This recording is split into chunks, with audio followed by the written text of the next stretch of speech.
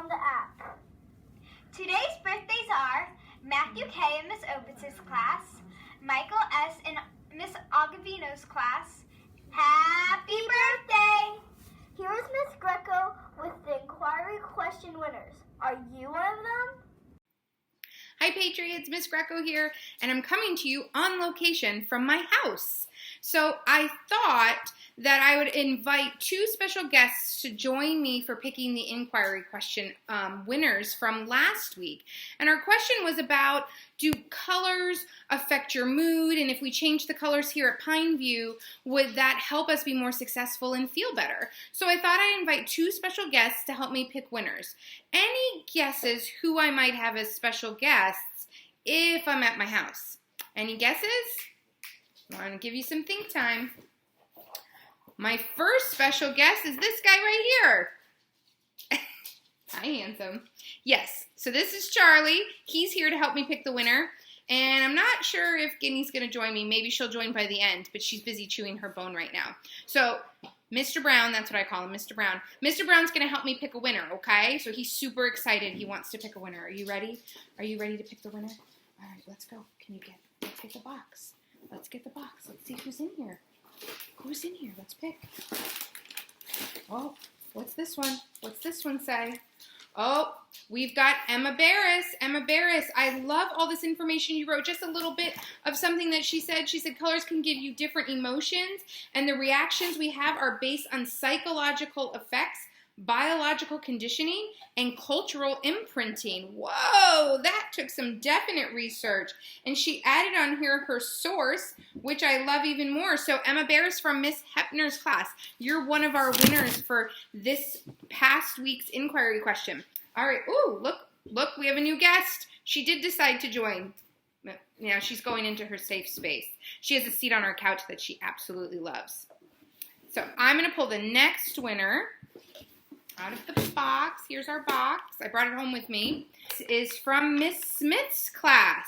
So this one says that research has shown that people are more productive in blue rooms, and said we would be more productive and successful with colors of blue and yellow. Well, I guess we're halfway there at Pineview since blue is one of our colors.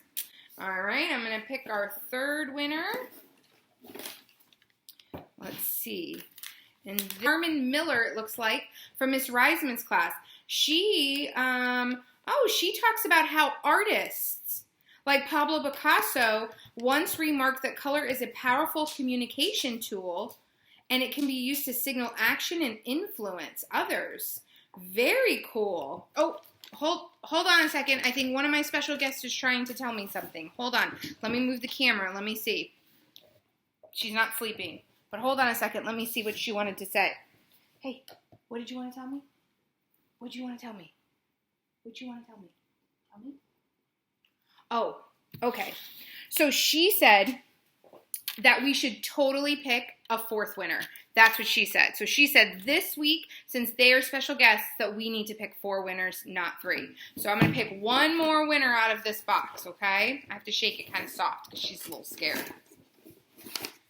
All right, so here's our last winner. Let's see who this one is.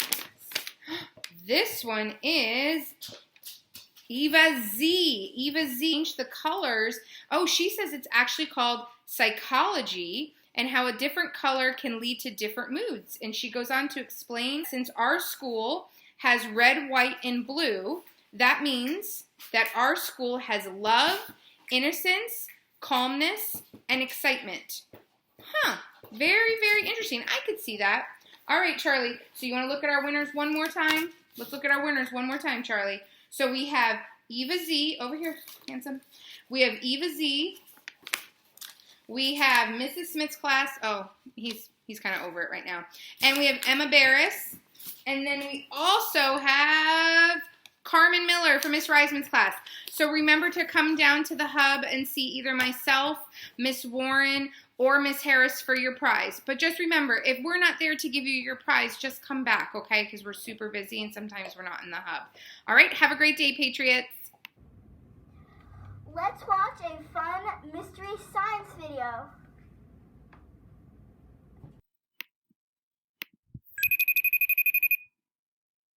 Hi, it's Doug. I couldn't believe this toy dragon I saw the other day. I thought, is that real fire? Turns out it's a little trick. It's spraying water with a red light behind it. Someone named Darian has a question about dragons. Let's give him a call now. Hi, Dad. Hi, Darian. I have a question for you. Were dragons ever real? That's a great question. Dragons are something depicted in all kinds of stories and movies. Whether the dragon Harry Potter faces in The Goblet of Fire, Pete's dragon, How to Train Your Dragon. Maybe you have a favorite dragon story of your own. But it seems pretty clear that dragons don't exist today. I mean, if they did, you would probably have seen one by now, right?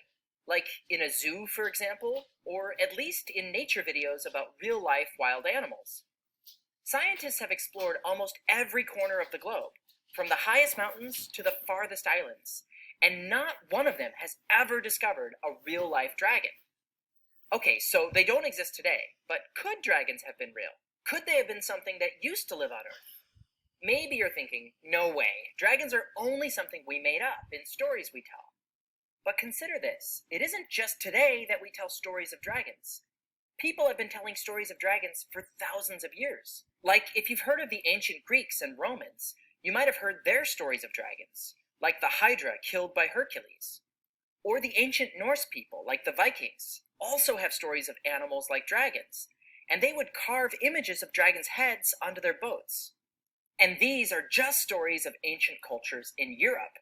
What's really interesting? Stories of dragons come from ancient cultures all around the world, not just one place. In many cultures in Asia, dragons are featured in lots of stories.